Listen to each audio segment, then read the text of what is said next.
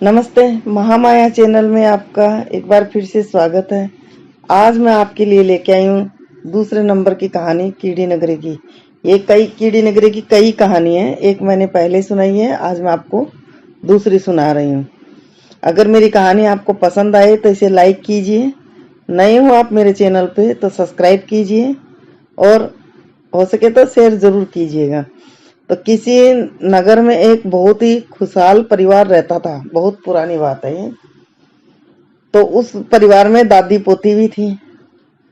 दादी जब मंदिर जाती, कहीं भी कोई धार्मिक काम में जाती, अपनी पोती को हमेशा साथ रखती थी। एक बार दादी ने कीड़ी नगरी की कहानी सुनना शुरू किया तो उसमें दादी कहानी कहती थी और पोती हुकारा देती थी।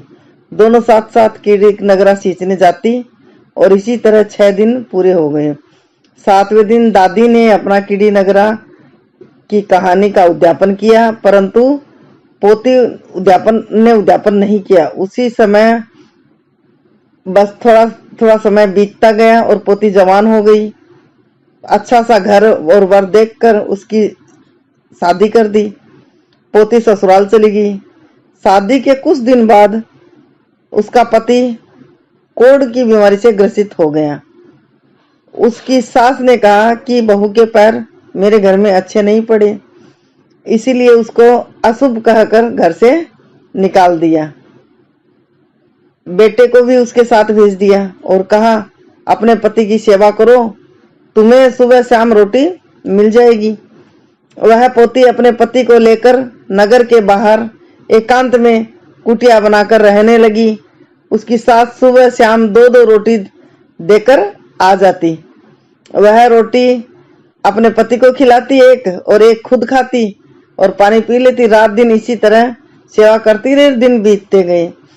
एक दिन दादी ने कहा अपने पोते से कि बहन से मिलने के लिए तो जाओ, बहुत दिन हो गए।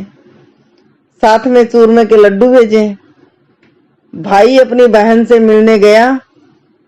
वहां जाकर पता चला कि उसकी बहन नगर के बाहर कुटिया बनाकर अपने पति के साथ रह रही है। भाई उनकी हालत जाकर देखा तो बहुत दुखी हुआ। उसने चूरमे के लड्डू तो बहन को दे दिए और चला गया। बहन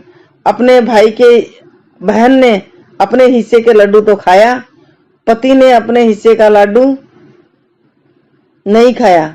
पति ने मना कर दिया। तो पास ही में कीड़ी नगरा था, उसने वह लड्डू चूर कर कीड़ी नगरे पर डाल दिया। इसके प्रभाव से उसके पति के हाथ तथा मुंह पर कोढ़ झड़ने लगी।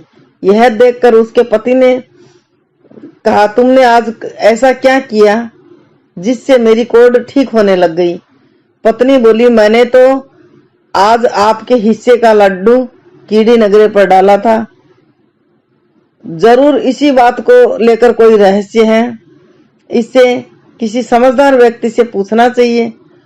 और जब भाई अपने घर पहुंचा तो ये सब हाल अपनी दादी से बताया। दादी अपने बेटे बहू के साथ पोती से मिलने गई। वहां जाकर अपने पोती और जवाई को देखा। वो बहुत दुखी हुई और पूछा कि ये सब कैसे हुआ। तब उसने कहा शायद अब मेरी जिंदगी यही है, मेरे भाग्य में यही लिखा है, और सारी बात बता दी। दादी को बताई। उसने बात सुनकर दादी ने कहा बेटी जब मैंने कीड़ी नगरे का उद्यापन किया था तब तुम्हारा नहीं हुआ। शायद यह कीड़ी नगरे का श्राप है, परंतु अब चिंता मत कर, अब सब ठीक हो जाएगा। इसके बाद बहू ने से कहा कि तुम एक कटोरी में घी और गुड़ लेकर आओ। बहू ने घी और गुड़ लाकर दादी को दे दिया। दादी ने कीड़ी नगरा की कहानी कही। पोती ने हुंकारा दिया। कहानी कहने के बाद दादी ने कहा बेटी तुम 7 दिन तक इस कहानी को सुनना, कहना तुम्हारा पति हुंकारा देगा, इससे सब ठीक हो जाएगा और 7वें दिन इसका उद्यापन करना। पोती बोली मैं उद्यापन कैसे करूंगी, मेरी सास तो हमें ठंडी रोटी देकर जाती है 2। दादी बोली कोई बात नहीं, ठंडी रोटी से ही तुम चूरमे की 4 पिंडी बनाना। 2 पिंडी तुम दोनों एक एक हाथ में लेकर कहानी कहना, एक एक पिंडी तुम लोग खा लेना और दोनों की एक एक पिंडी चूर के कीड़ी नगरे के ऊपर डाल देना। पानी की कार लगाकर दो खा लेना।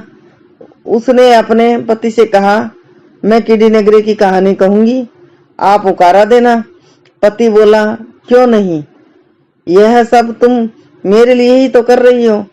इस कहानी से मेरा कोट झड़ जाएगा तो मैं इसे अवश्य सुनूंगा।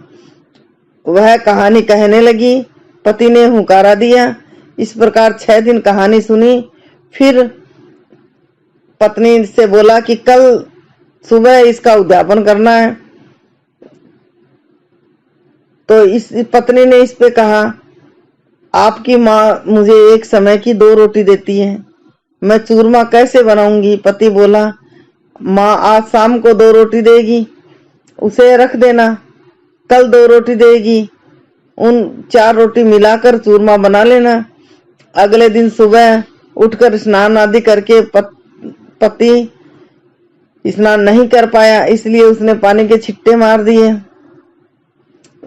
और शुद्ध कर दिया। इसके बाद 2 रोटी रात की और 2 रोटी सुबह की लेकर चूरमा बनाया और फिर कीड़ी नगरी की कहानी सुनी। कीड़ी नगरी के पास बैठकर पति ने हुकारा दिया। उसके पश्चात दोनों ने एक एक लड्डू कीड़ी नगरी पर चूरमा चूर दिया, पानी का कार लगा दिया। फिर पति पत्नी दो खाकर बोले कि हे कीड़ी नगरा, हमसे कोई भूल हुई है तो हमें क्षमा करना। इस प्रकार दोनों ने कीड़ी नगरी की कहानी सुनी और उसका उद्यापन किया। तत्पश्चात वहां से उठकर दोनों ने बची हुई चूरमे की एक एक पिंडी खाई और पानी पी लिया।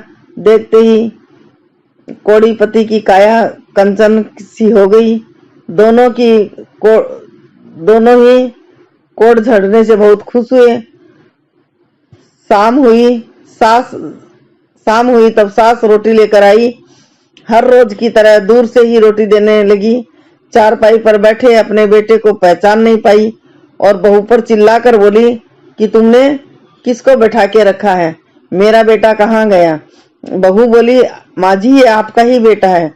फिर भी विश्वास नहीं होता है तो सासू चांद की चोली पहन ले, लोहे की तान ले तनात, ब्याह में आएगी बारात, तब अपना परिवार इकट्ठा कर लेना और हमें अपना लेना। सास अपने घर गई, अपने पति से सारी बात बताई। तब उसने कहा, वह हमारा ही बेटा है, उसे 6 महीना हो गया वहां रहते रहते, इसलिए तुमको समझ में नहीं आया, तुम पहचान नहीं पाई। पर उसकी जिद के कारण सास ससुर ने अपने परिवारजनों को बुलाया। सास ने चांद की चोली पहन ली, लोहे की तनात तान ली, गंदी नाली से एक लोटा भर लिया, फूटी हुई थाली ले ली, जवार का एक डोडा ले लिया। फिर वह अपने बेटे को अपनाने चल पड़ी। तब फूटी थाली सोने की हो गई, लोटे में गंदा पानी था वह शुद्ध हो गया, साफ हो गया, और जवार का डोडा था जो उसने लिया था उसके मोतियों के दाने हो गए। फिर वह माँ बेटे के पास पहुंची। तब माँ की छाती से दूध निकलकर माँ की छाती से दूध निकलकर बेटे की मूछ पर तथा बहू के घूंघट पर गिरा। उसके बाद में वह अपने बेटे बहू को गाजे बाजे के साथ अपने घर लेकर आई। बहू बेटे की चौकी पर बैठाया। बहू ने सास से पूछा कि बहू तुमने ऐसा कौन सा उपाय किया जिससे मेरा बेटा बिल्कुल ठीक हो गया। तब बहू ने अपनी सारी बात सास को बताई। कीड़ी नगरे की कहानी का चमत्कार सुन सास बोली, हे कीड़ी नगरा कहानी कहने सुनने हुकारा देने वाले, सभी का कष्ट दूर करना, हमारा भी करना, पूरे परिवार का करना। इसी तरह कष्ट दूर होने से, कहानी सुनने से उसके सब कष्ट दूर हुए। इसी तरह हमें भी कीड़ी नगरी की कहानी भी सुननी चाहिए। कहानी नहीं सुने तो कोई बात नहीं, कीड़ी नगरे पर अनाज जरूर डालना चाहिए और पानी डालना चाहिए।